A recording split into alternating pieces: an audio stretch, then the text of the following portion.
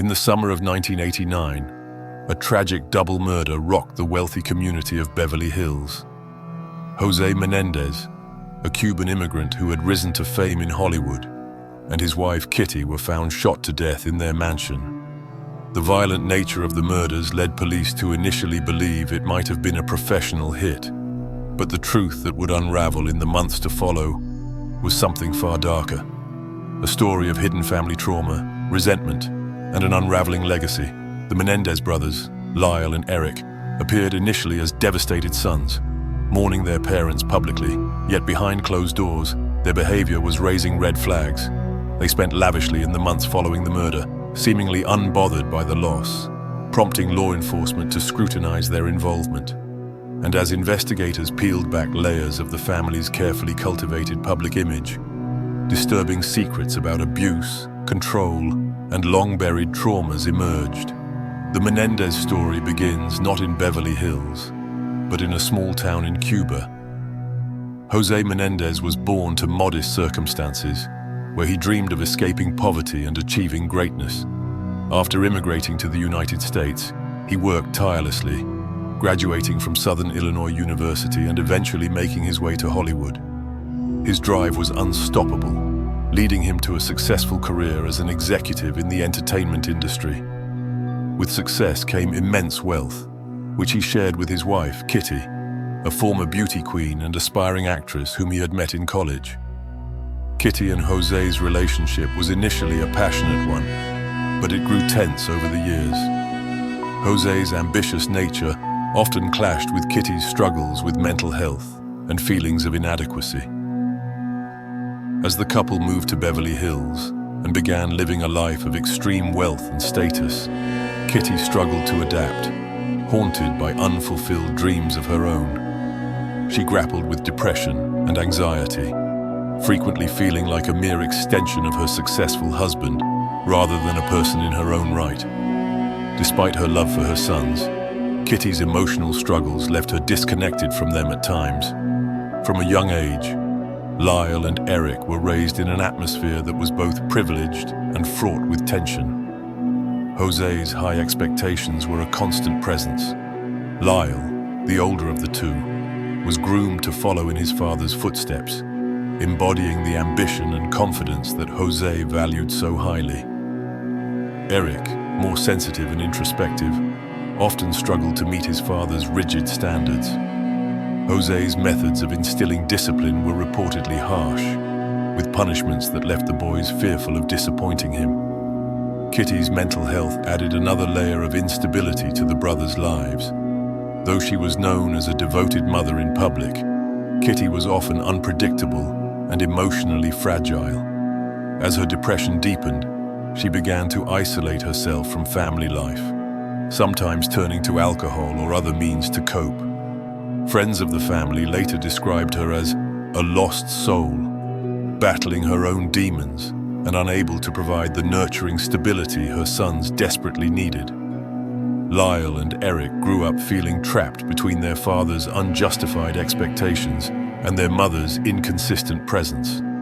Though they enjoyed all the material luxuries of their elite lifestyle emotionally, they felt deeply alone.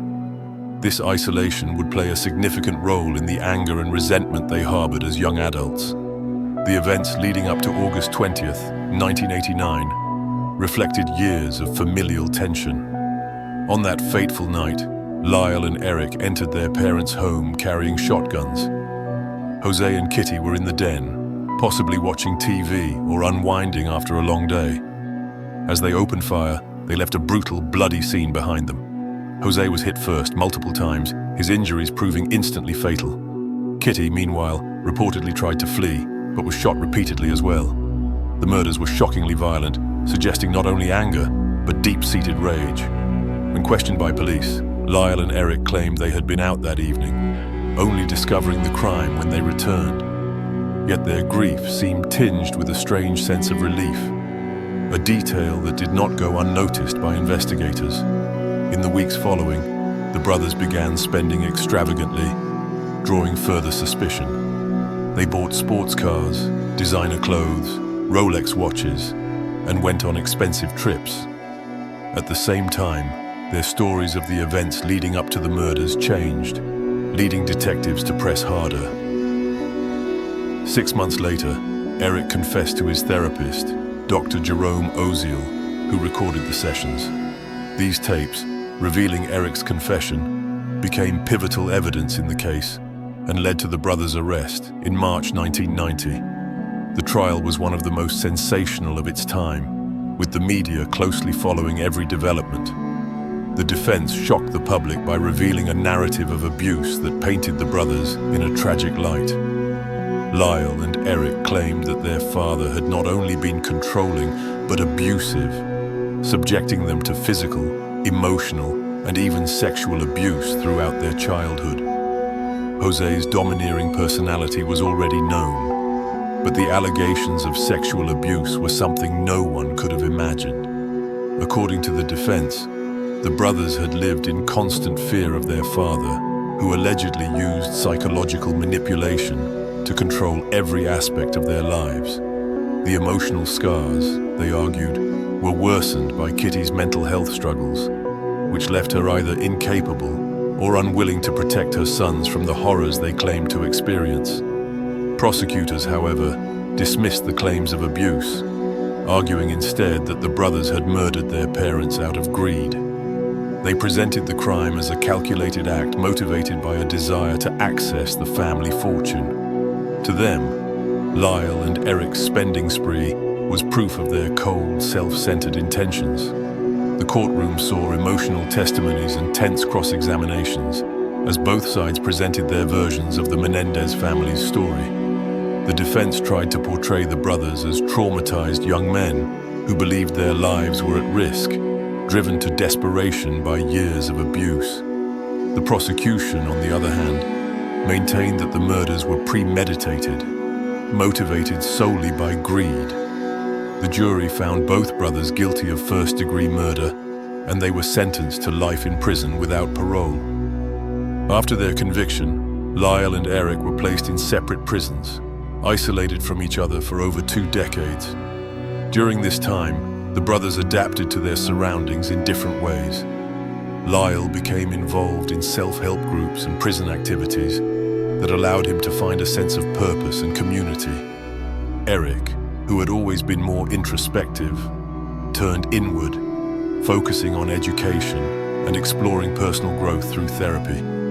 Though separated, both brothers eventually married. Lyle Menendez married Anna Erickson in 1996. The couple had met through correspondence while Lyle was in prison. Anna had been a supporter of the Menendez brothers and had written to Lyle during his trial.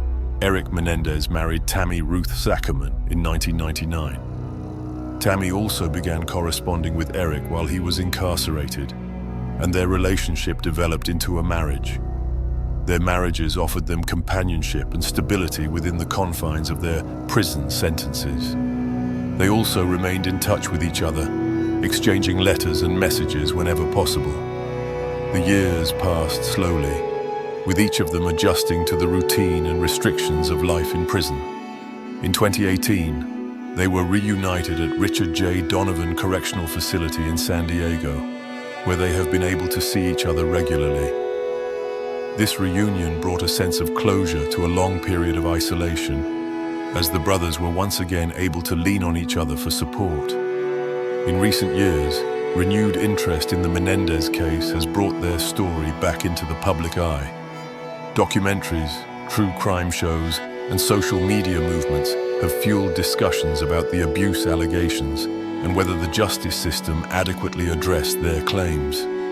Many advocates believe that the trauma they experienced should have been a more significant factor in determining their sentences.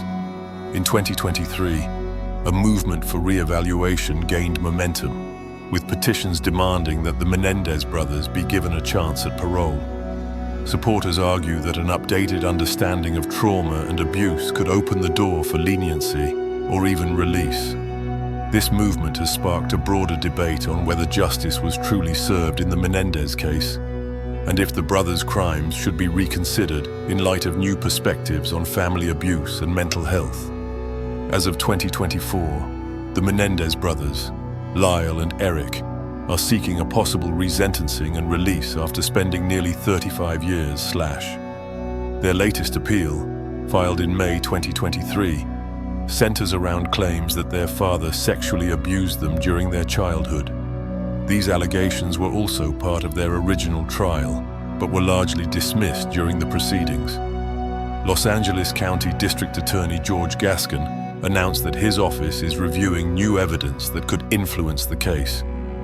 A critical component of this new appeal is a letter written by Erik to a cousin 8 months before the murders, detailing the abuse he allegedly endured.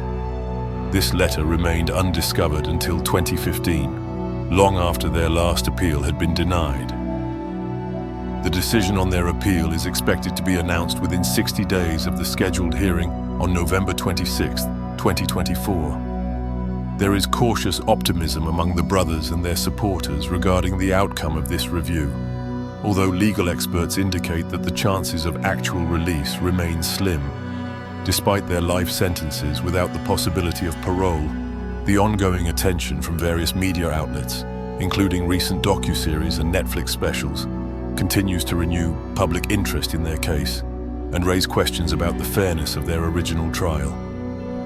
As Lyle and Erik continue their lives behind bars, the future remains uncertain. Their case has become a focal point in discussions about the justice system's handling of abuse-related cases and whether such cases deserve a different legal approach.